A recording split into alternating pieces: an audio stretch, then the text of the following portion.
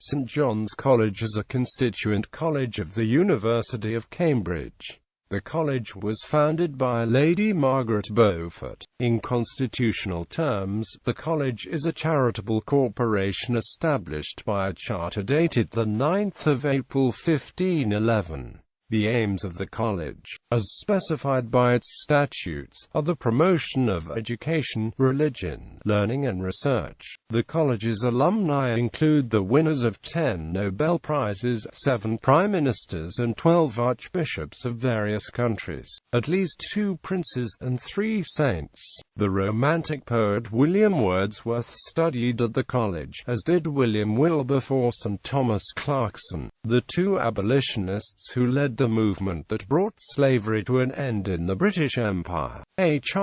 Prince William was affiliated with St John's while undertaking a university-run course in 2014. St John's College is also well known for its choir, for its members' success in a wide variety of intercollegiate sporting competitions, and for its annual May Ball. In 2011 the college celebrated its quincentenary, an event marked by a visit of Queen Elizabeth II and Prince Philip, Duke of Edinburgh. History. The college was founded on the site of the 13th-century Hospital of St John in Cambridge at the suggestion of St John Fisher, Bishop of Rochester and chaplain to Lady Margaret Beaufort. However, Lady Margaret died without having mentioned the foundation of St John's in her will, and it was largely the work of Fisher that ensured that the college was founded. He had to obtain the approval of King Henry VIII of England, the Pope through the intermediary Polydore Virgil, and the Bishop of Ely to suppress the religious hospital and convert it to a college. The college received its charter on the 9th of April 1511.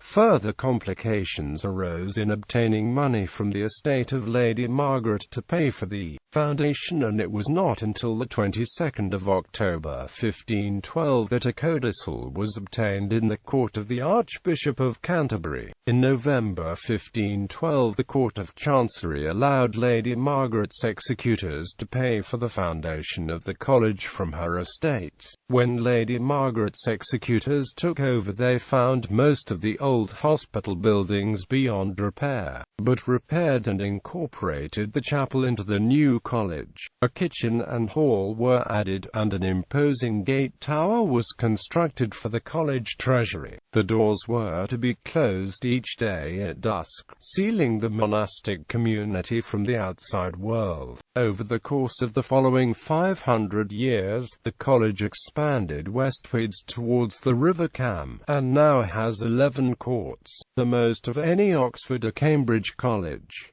The first 3 courts are arranged in enfilade. St John's College first admitted women in October 1981, when K.M. Wheeler was admitted to the fellowship, along with 9 female graduate students. The first women undergraduates arrived a year later. Buildings and grounds. The Great Gate. St John's distinctive Great Gate follows the standard contemporary pattern employed previously at Christ's College and Queen's College. The gatehouse is crenellated and adorned with the arms of the foundress Lady Margaret Beaufort. Above these are displayed her ensigns, the Red Rose of Lancaster and Portcullis. The college arms are flanked by curious creatures known as yales, mythical beasts with elephants' tails, antelopes' bodies, goats' heads, and swiveling horns. Above them is a tabernacle containing a socle figure of St. John the Evangelist, an eagle at his feet and symbolic poisoned chalice in his hands. The fan vaulting above is contemporary with tower, and may have been designed by William Swain, a master mason of King's College Chapel. First court is entered via the Great Gate, and is highly architecturally varied. First court was converted from the hospital on the foundation of the college, and constructed between 1511 and 1520. though it has since been gradually changed. The front range is still much as it appeared when first erected in the 16th century. The south range was refaced between 1772–6 in the Georgian style by the local architect James Essex, as part of an abortive attempt to modernize the entire court in the same fashion. The most dramatic alteration to the original Tudor court, however, remains the Victorian amendment of the North Range, which involved the demolition of the original medieval chapel and the construction of a new, far larger set of buildings in the 1860s. These included the chapel, designed by Sir George Gilbert Scott, which includes in its interior some pieces saved from the original chapel. It is the tallest building in Cambridge. The alteration of the North Range necessitated the restructuring of the connective sections of First Court. Another bay window was added to enlarge the college's hall, and a new building constructed to the north of Great Gate. Parts of First Court were used as a prison in 1643 during the English Civil War. In April 2011, Queen Elizabeth II visited St John's College to inaugurate a new pathway in First Court, which passes close to the ruins of the old chapel. Dining hall. The college's hall has a fine hammer beam roof, painted in black and gold and decorated with the armorial devices of its benefactors. The hall is lined to sill level with linen fold paneling which dates from 1528–9, and has a 5-bay screen, surmounted by the royal arms. Above is a hexagonal louvre, dating to 1703. The room was extended from 5 to 8 bays according to designs by Sir George Gilbert Scott in 1863. It has 2 bay windows, containing heraldic glass dating from the 15th to 19th centuries. In 1564, Queen Elizabeth rode into the college's hall on horseback, during a state visit to Cambridge. Second Court, built from 1598 to 1602, has been described as the finest Tudor court in England, built atop the demolished foundations of an earlier, far smaller court. Second Court was begun in 1598 to the plans of Ralph Simmons of Westminster, and Gilbert Wigg of Cambridge. Their original architectural drawings are housed in the college's library, and are the oldest surviving plans for an Oxford or Cambridge College building. It was financed by the Countesses of Shrewsbury, whose arms and statues stand above the court's western gatehouse. The court's oriel windows are perhaps its most striking feature, though the dominating Shrewsbury Tower to the west is undoubtedly the most imposing. This gatehouse, built as a mirror image of the college's Great Gate, contains a statue of the benefactress Mary Talbot, Countess of Shrewsbury, added in 1671. Behind the oriel window of the North Range lies the Long Gallery, a promenading room that was, prior to its segmentation, 148 feet long. In this room, the treaty between England and France was signed that established the marriage of King Charles I of England to Queen Henrietta Maria. In the 1940s, parts of the D-Day landings were planned there. Second Court is also home to the college's famous triple set K6. The college library. The old library was built in 1624, largely with funds donated by John Williams, Bishop of Lincoln. Hearing of the college's urgent need for greater library space, Williams donated £1,200 anonymously, later revealing his identity and donating a total of £2,011 towards the library's total cost of £3,000. The library's fine bay window overlooks the River Cam, and bears the letters ILCS on it, standing for Johannes Lincoln Jensis Custis Sigerly, or John of Lincoln, Keeper of the Seal. The original intention of the college had been to construct an elegant, classical building supported by pillared porticos, but Bishop William insisted on a more traditional design. Thus, though the college lays claim to few examples of neoclassical design, the college library stands as one of the earliest examples of English neo-Gothic architecture. Third Court. Third Court is entered through Shrewsbury Tower, which from 1765 to 1859 housed an observatory. Each of its ranges was built in a different style. Following the completion of the college library in 1624, the final sides of Third Court were added between 1669 and 1672, after the college had recovered from the trauma of the English Civil War. The additions included a fine set of Dutch gabled buildings backing onto the River Cam, and a window with nothing behind it that was designed to solve the problem of connecting the windowed library with the remainder of the court. Kitchener-Wren Bridge. This was the first stone bridge erected at St John's College. Continuing on from Kitchen Lane, the crossing's chief distinction is the use of illusory intaglio. Wren's bridge is carved from a limestone monolith incised to give the appearance of masonry. The crossing lies south of the Bridge of Sighs,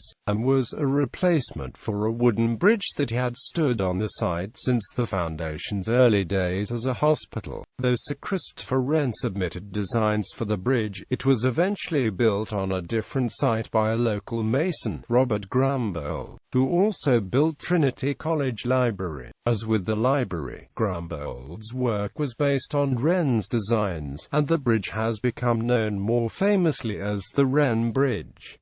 Kitchen Court. This tiny court, formed within the walls of the old Kitchen Lane, is used as an outdoor dining area. The Bridge of Sighs. Though it bears little resemblance to its namesake in Venice, the bridge connecting Third Court to New Court, originally known as New Bridge, is now commonly known as the Bridge of Sighs. It is one of the most photographed buildings in Cambridge, and was described by the visiting Queen Victoria as so pretty and picturesque. It is a single-span bridge of stone with highly decorative neo-Gothic covered footwalk over with traceried openings. There is a three-bay arcade at the east end of the bridge.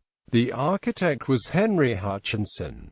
New Court. The 19th-century neo-Gothic New Court, probably one of the best-known buildings in Cambridge, was the first major building built by any of the colleges on the west side of the river. Designed by Thomas Rickman and Henry Hutchinson, New Court was built between 1826 and 1831 to accommodate the college's rapidly increasing numbers of students. Despite the college's original intention to get the architects to build another copy of Second Court, plans were eventually accepted for a fashionably romantic building in the Gothic style. It is a three-sided court of tall Gothic Revival buildings, closed on the fourth side by an open, seven-bayed cross-vaulted cloister and gateway. It is 4 stories high, has battlements and is pinnacle. The main portal has a fan vault with a large octagonal pendant, and the interior of the main building retains many of its original features, including ribbed plaster ceilings in the mock Gothic style. Its prominent location and flamboyant design have led it to be nicknamed the Wedding Cake. Hutchinson was suitably proud of his creation, and it is said that he once dashed up a staircase to reprimand an undergraduate for spoiling its symmetry by sitting too near one of its windows. College Chapel. The Chapel of St John's College is entered by the northwest corner of First Court, and was constructed between 1866 and 1869 to replace the smaller, medieval chapel which dated back to the 13th century. When in 1861 the college's administration decided that a new building was needed, Sir George Gilbert Scott was selected as architect. He had recently finished work on the chapel at Exeter College, Oxford, and went about constructing the chapel of St John's College along similar lines, drawing inspiration from the Church of St Chapelle in Paris. The benefactor Henry Hoare offered a down payment of £3,000 to finance the chapel's construction, in addition to which he promised to pay £1,000 a year if a tower were added to Scott's original plans, which which had included only a small flesh work began, but Mr. Hoare's death in a railway accident left the college £3,000 short of his expected benefaction. The tower was completed, replete with louvers but left without bells. It is based on Pershore Abbey. The tower is 50 meters high, and is the tallest structure in Cambridge. The chapel's antechamber contains statues of Margaret Beaufort and John Fisher. Inside the building is a stone-vaulted antechapel, at the end of which hangs a deposition of the cross by Anton Raphael Mengs, completed around 1777. The misrecords and panelling date from 1516, and were salvaged from the old chapel. The chapel contains some 15th-century glass, but most was cast by Clayton and Bell, Hardman, and Wales, in around 1869.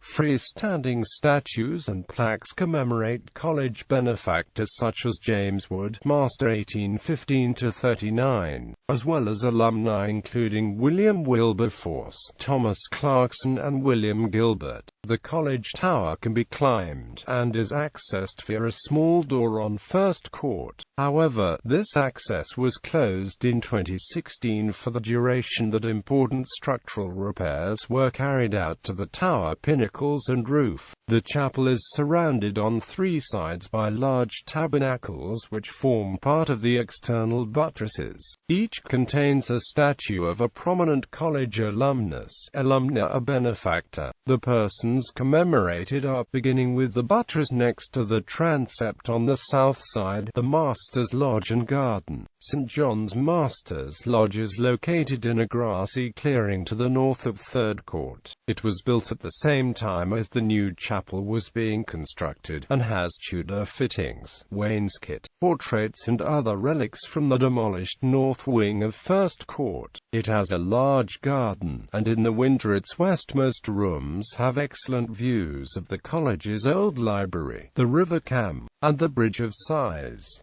The architect was Sir George Gilbert Scott. Buildings and courts since 1900. Located to the west of the chapel tower lies Chapel Court, which was constructed together with North Court and Forecourt in the 1930s to account for an increase in student numbers. North Court is located just north of Chapel Court, and Forecourt is situated to the east facing St. John's Street. The latter is used partly as a car park for fellows and night entrance to the college. All three courts were designed by the architect Edward Morph. Further increases in student numbers following World War II prompted the college to again increase the number of accommodation buildings. Cripps Court was built in the late 1960s to satisfy this demand.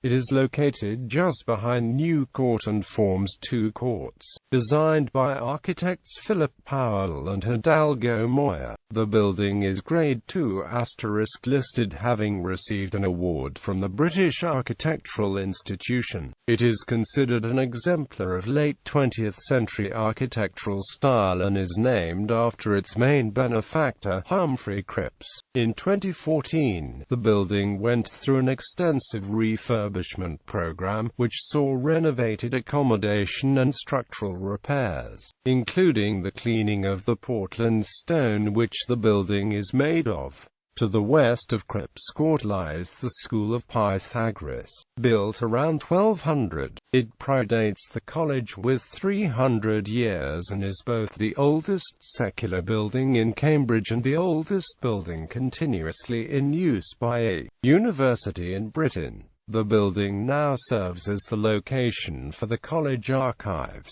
Next to the School of Pythagoras lies Merton Hall. From 1266 until 1959, both the School of Pythagoras and Merton Hall were property of Merton College, Oxford. Merton Court is the college's 11th and westernmost court. In 1987, the construction of the Fisher Building was completed. Named after Cardinal John Fisher, the building contains teaching rooms, conference facilities, and the student-run college cinema. It was designed by the architect Peter Boston.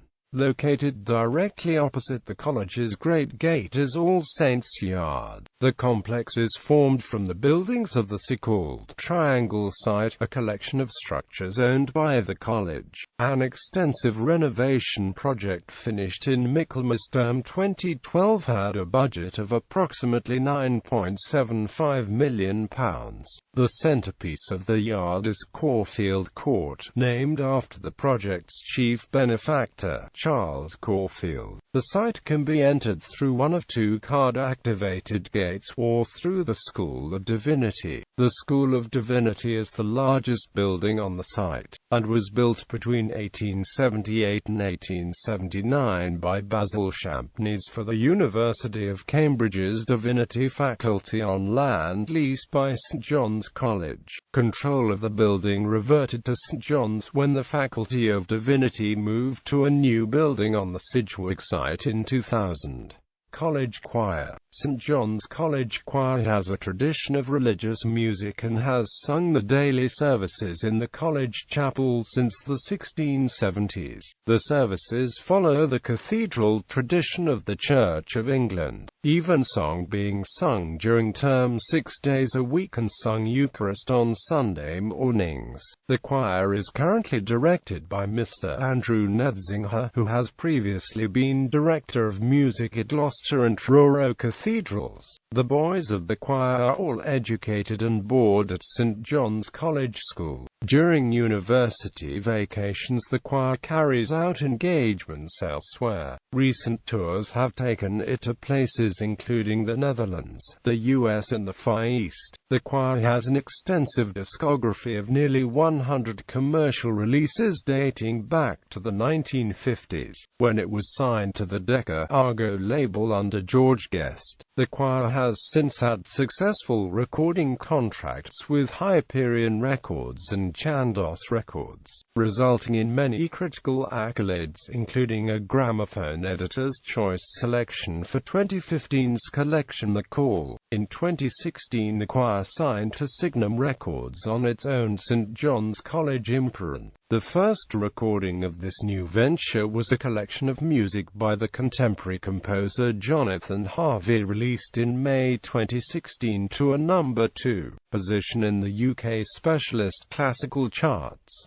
The imprint will also release non-choral recordings by current and former members of the college. The men of the choir, or choral scholars, also form their own close harmony group, the Gentlemen of St John's. The repertoire spans the 15th century through to the modern day, and concert tours have taken them to Europe, the US and Japan. They provide a mixture of classical a cappella music and folk songs, as well as covers of recently chart hits and light-hearted entertainment. Traditions and legends.